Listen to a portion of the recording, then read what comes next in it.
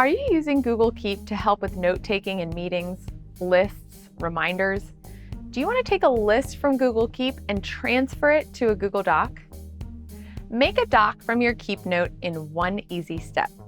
I'm Laura Mae Martin, Google's Productivity Advisor, here to show you how to work your space in Google Workspace.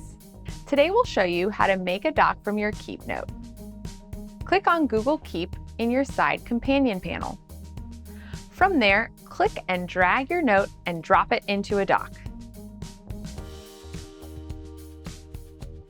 So there you have it. Make a doc from your Keep note in one easy step. If you have any questions about this tip, leave them in the YouTube comments below.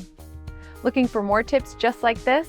Follow Google Workspace on Twitter, Facebook, and LinkedIn.